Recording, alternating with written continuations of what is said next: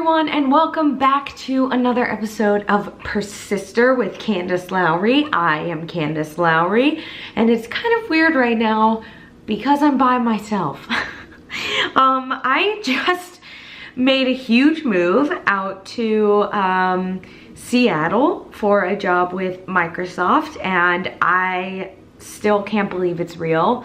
It does not feel real. I don't know how I got this job. Well, I mean, I do, but at the same time, it's crazy that I have been able to get past all those different people.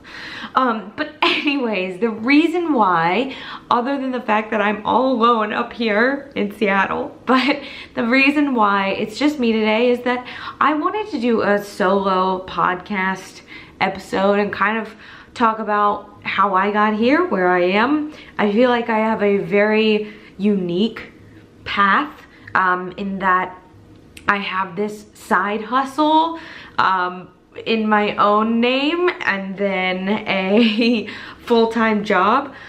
So I'm kind of doing both. But I really wanted to talk about today how I was able to make 6 figures before turning 26. And I know you're probably thinking I'm like being super braggadocious and like blah, blah, blah, but I just wanted to talk about how it's possible to, you know, be your own boss, but also be having an amazing full-time job, but, you know, at the same time, really discussing how to get what you want and follow your dreams, as trite as that sounds, and really do something that you can be proud of. So I guess let's start from the beginning, because I did not hit the ground running and hit the income lottery as soon as I graduated. So when I graduated, I was so lucky to get my first job with a company that I had dreamed about only, really. And I found that job and took that opportunity because it's something I wanted, but at the same time, you know, I knew that I could get it and I was confident with myself. But the important thing in this situation was that you have to be proactive. If you think of a company that you love, that you dream of being with, it's not just gonna pop up in thin air. You know, you have to do the work, you have to want it. And I was lucky enough to know someone that worked at BuzzFeed. She was a sorority sister of mine, Ashley Perez, who worked there for a while as well. And all I wanted to do was just get coffee with her and, you know, talk about her job, what BuzzFeed was like, you know, how I could be maybe in her position one day. And I told her, you know, this is what I want. I want to work here. I want to hit the ground running and, you know, start at something that's my dream. So I was super annoying when I applied for the fellowship, because I called the hiring manager who would be my boss. His name was Alex. I called him literally every day after my interview and asked him like how it's going, what's going on. And my parents growing up told me that because they were both in sales, they never hired someone who didn't call more than 3 times. And so I took that advice and I kept calling and asking, and I think I might have like worn him down to the point where he just was like, okay, shut up, I'll hire you, I don't care. But what happened was, I remember I like almost broke my ankle. I sprained it really bad in the crosswalk at Pepperdine, and I got the call that I got the job and would be starting the day after graduation. And I was so excited. I was making $12 an hour. And when I met the other fellows, we were actually surprised and excited because we thought it was gonna be $10 an hour, but it ended up being 12. So I already hit the jackpot there in terms of an income. So after school, my first job was $12 an hour. but it was something I was so passionate about. And the important thing that when you take a job with a smaller salary than you expect is you need to know that there's a place for growth there. And I knew at BuzzFeed I wouldn't be making that minimum salary for very long because there was so much growth opportunity there, and that was another huge part that I wanted to work at BuzzFeed. And so when I started, I worked as hard as I could through the fellowship to eventually get this full-time position. And I got the full-time writing position, and I got a little bump in pay there. Not much, but it was something. And then I worked, as hard as I could and wanted to really establish myself. And I think that there's a lot of pressure right now to make a ton of money as soon as you can, as fast as you can, because it's not gonna get better from there on out. But there was a part of me that was like, okay, Candace, you're 21. You're not gonna be making $1 billion right out of the gate, okay? I'm not some super genius. So I knew that it would be tough for the time being, but to account for that, I had a couple of paid internships in school and then a full-time summer gig. So I had a lot of money saved and reserved for a situation like this. And it's very hard to survive in LA on $12 an hour, especially if you don't have any savings or any extra income. So I really had to account for that. And my parents were great in the fact that they were always there to support me and wanted me to know that they wanted to support my dream, even if that meant helping me out on rent, helping me with groceries. But I think that it's important as a person for me to take responsibility and not rely on, my parents for helping me. As amazing as it was to have them there, I wanted to know that I could make a name for myself and use the money I had. So I always saved a portion of money as soon as I got my paycheck. And I always made sure that first and foremost, I was paying for the essentials, which was groceries, rent, car, gas, whatever. I had to really be tight on any extra purchases, but I had to have faith in myself that this would only be temporary. And I made a pledge to myself that I wanted to make 6 figures before I was 30. And I didn't realize how stupid that is for the typical person to make that pledge. A lot of jobs in entertainment and publishing and media don't actually pay that well unless you're the influencer. So I just loved so much what I was doing. And I eventually moved over to video once video became a thing at BuzzFeed. And, I was able to get a pay raise from that. And it was really hard because BuzzFeed was essentially 2 separate companies at that time, where one was film or video and then the other was the editorial side. And I had a really hard time moving over, even if it was through the company. I had a hard time moving over to video, but I knew that if I wanted this position, I wanted to have a raise. The hardest thing sometimes about being a woman in the workforce is that there's this fear that you might be too overwhelming or come off as a bitch just because you're getting what you want and you're asking for what you want. And I was kind of apprehensive to ask for a raise.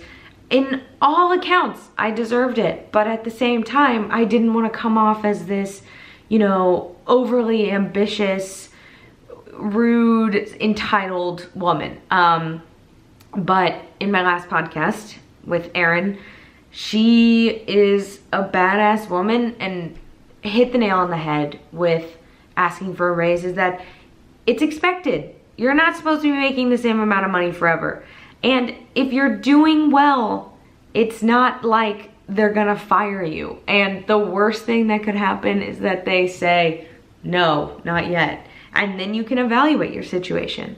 But the hardest part came from, I really loved the work I was doing at BuzzFeed, but I kind of like gained this following, and it was weird because that was not my intention when I went to BuzzFeed, and it became this thing where I was like, wow, I've kind of created a brand for myself.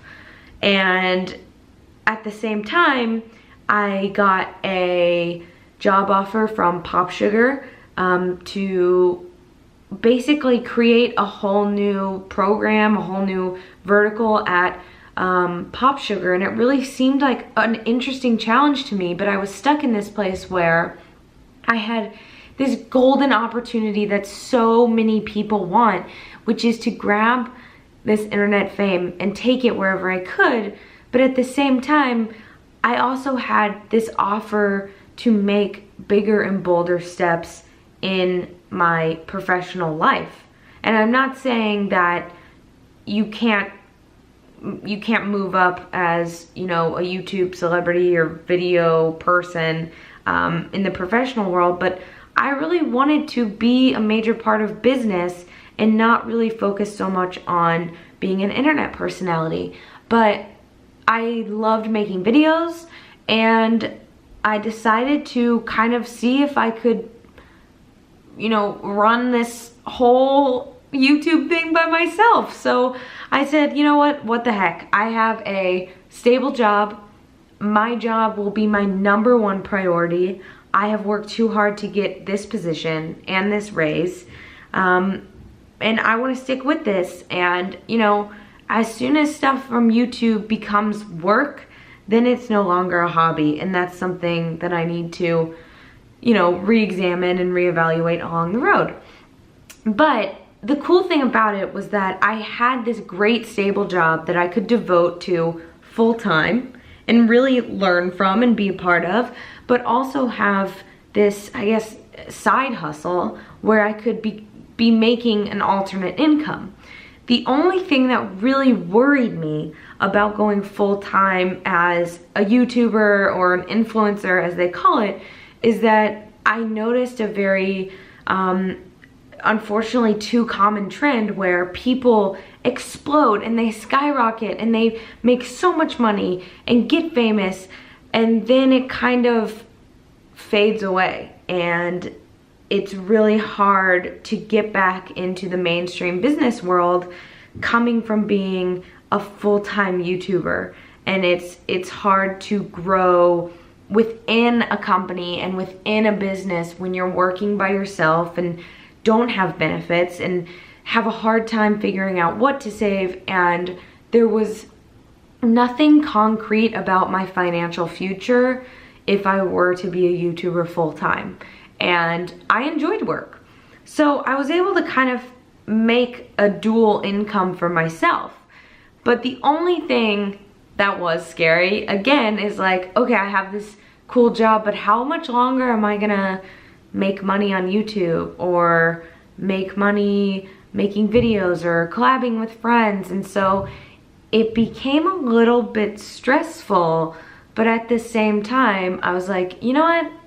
Let's try this. And they kind of, my job and my YouTube side hustle were kind of in sync with one another, because a lot of my full-time job relied on me knowing YouTube, knowing social media, knowing trends like the back of my hand.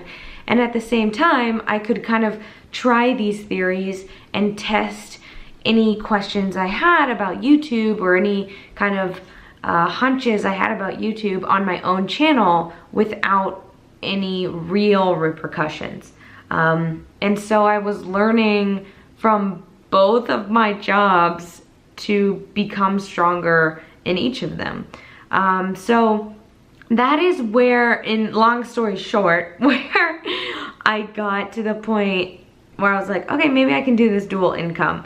But I want to talk about how it's been so far, where I'm at today, and then when you kind of are okay with letting go of your side hustle and devoting your life to really one thing. Yeah, so I'm gonna take a quick break because you probably are like, oh my god, I'm so bored of this girl. But we'll be right back. Hello everyone, welcome back to Persister. I'm Candace, I'm still here alone in Seattle. But let's talk about taking a risk on yourself.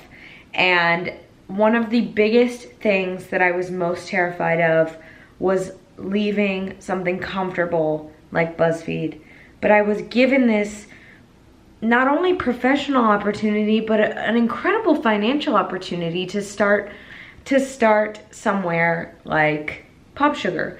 But BuzzFeed was so big at the time and I loved it, and I had one of the hardest decisions to make, leaving a place where I started, where I grew, where I would not be without them today. Like, I would not be where I am without BuzzFeed today. I would be nowhere near that. And I think it's when you decide to move on from a company like that, you have to be confident with yourself and you have to be okay with the good and bad that come from the move.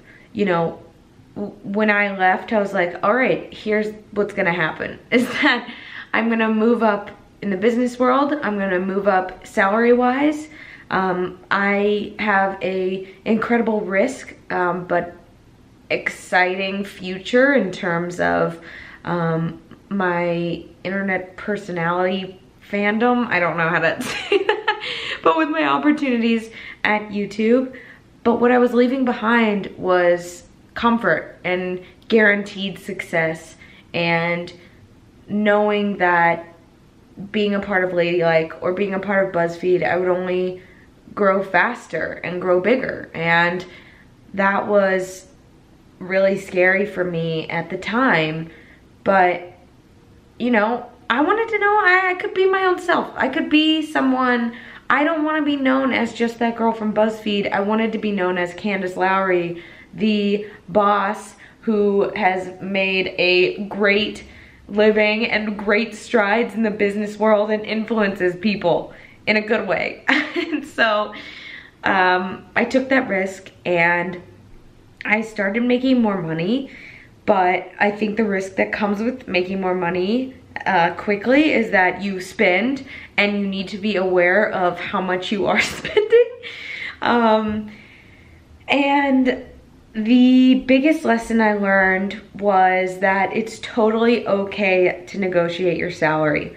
When I moved from BuzzFeed, that was the first time I've ever negotiated a salary and asked for more.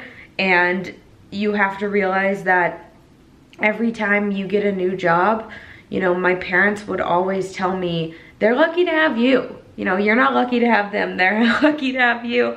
So I had to go in with that mentality, and it's kind of expected a lot of the times that when you're offered a job, unless it's like an ungodly amount of money, that you are supposed to negotiate. You know, that's the art of the deal. And that's what I had to learn, and I'm not a confrontational person at all, and it was horrible and I hated every moment of it. But I was offered something. I didn't like what they were offering me, and it was essentially, I asked myself, aside from the benefits of leaving and going to this new place, what would it really take financially to make this move too? And that's something that you do have to ask yourself. It's not necessarily being greedy, it's knowing what you're worth and examining that part of yourself and being like, no, you know what? I'm worth more than this. And it's okay to know that about yourself. So they gave me their number. I pushed back and said, I won't leave for this. And it was a tiny bit over what I was okay with leaving with. And they said, okay. And it was like, oh my God, did I just do that? Did I just negotiate a higher salary by like 10% from what they offered me?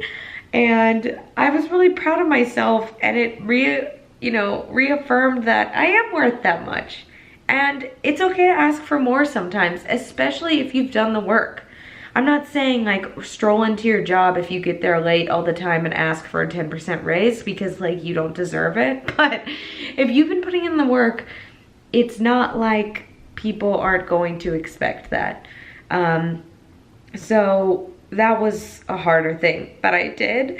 And when I was at Pop Sugar, I was able to, you know, be myself on YouTube and separate that, but also have my full-time job, which I was extremely lucky to have.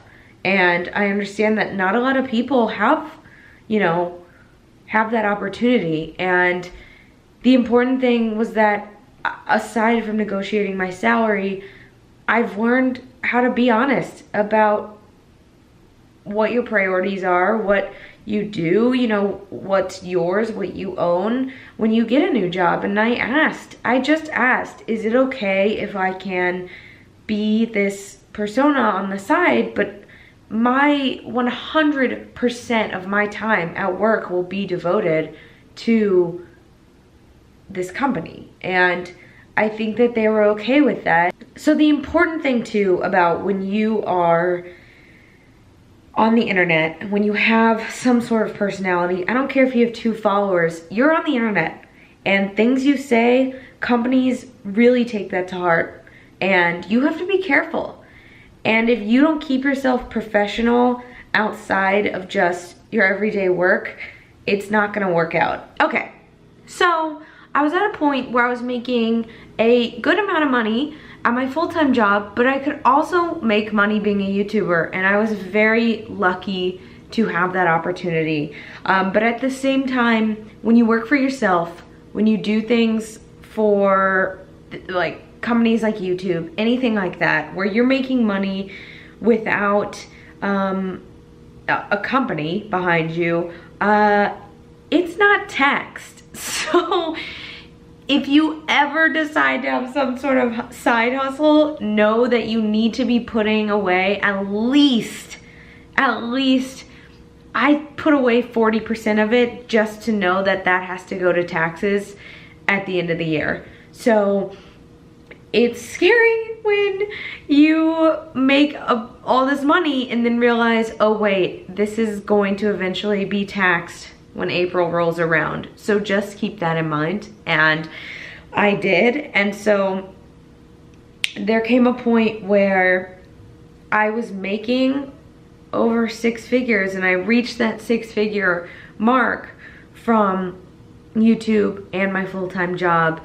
And it was a little surreal that I had reached this goal that I set out for myself that seemed so dumb, so stupid, with, you know, so ignorant, really, if you really think about it, to just say, yeah, I'll make 6 figures in 4 years.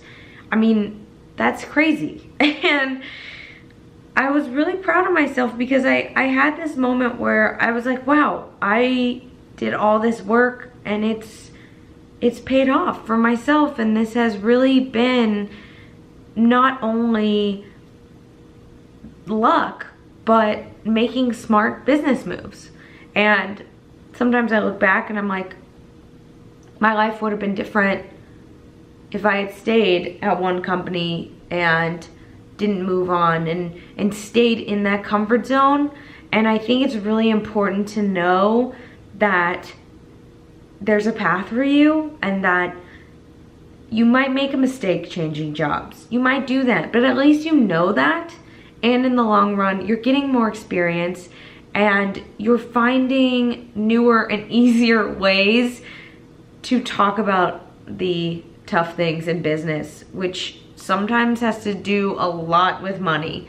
And that's what I learned. But I also learned that I was a savvy businesswoman and that I could run my own company, but also, you know, balance a full-time job. But I want to make sure that the things that I'm saying here, I'm going to, you know, really underline these things right now, is that I am not saying try to balance a full-time job with a side hustle if you're going to be overwhelmed or be slipping in your full-time job. You don't want to run that risk. I have to know that this is a potentially very temporary second income. And even though I'm making 6 figures now, I better guarantee that without this side hustle, I could be making just as much.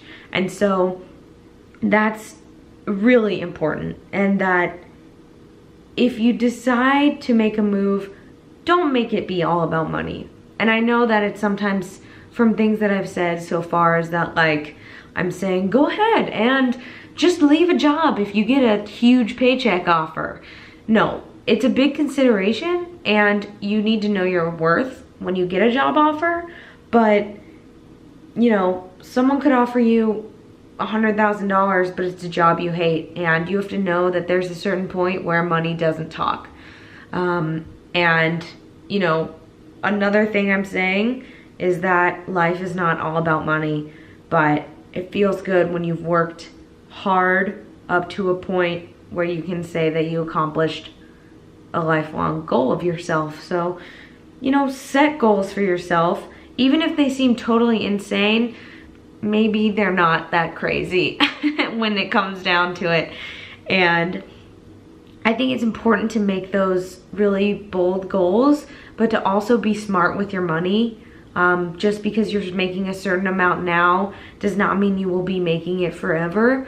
That's sometimes the hard and scary truth, but it's important that with your raises, you're still consistently saving, you're still consistently planning for the unexpected, expecting the unexpected, but being able to enjoy your life. And I feel like I've been able to have this unique journey of having my own business on the side, but really be devoted to a full-time job. And that's because I love what I'm doing on the side. It is fun. It is extremely a fortunate situation that I get to have that as part of my life, but I can also follow passions and make money at the same time. But to make 6 figures before a certain age, you don't need to go try to be a YouTuber or go try to have 2 jobs at once. That's just my path. And that's what I wanted to do. You know, I wanted to look back and be like, look, I'm a badass businesswoman, but I also like to have fun on the side. But it's taught me a lot about advertising and a lot about social and things that really apply to my current full-time job that I can make my full-time job better with. So, you know, it's cool that I can make money, but it's also important that this is fulfilling and it's helping my job now. But I've gotten to the point now where I have a big, important job, and I need to recognize the fact that sometimes it needs to take precedence over, you know, a YouTube video or making certain money on something on the side, because where I'm at now, I'm so proud of myself and I'm so lucky to have the job that I have and make what I make, and I don't want to risk losing that. And sometimes you grow from things, sometimes you grow out of things, but you know, you just take it a day at a time and just always remember to save, always remember to plan accordingly, and always remember that it's okay to ask for a little bit more sometimes. You know, you've earned it. And yeah, I really hope that you guys enjoyed this. I hope I talked about everything right. I think I did. I do again apologize that the audio might be a little different just because I am not in a podcast studio. But I don't know, I think it's important to know that there are a lot more ways to make money and be successful other than being YouTube famous. And business is very challenging, very rewarding, and insanely hard. And yeah, I guess I'll just leave you with the fact that don't be afraid to set crazy goals for yourself. You know, you're worth it. You can earn it. Just say your mind to it, honestly. And everybody's path is different. And as it's been said multiple times on this show, there's room for everyone at the top, and know that. And, you know, it's okay to want to be on top with everyone else. But yeah, I hope you guys liked this episode of Persister. You can listen on Castbox, on Apple, and yeah, I guess that's it. I guess I'll see you guys later.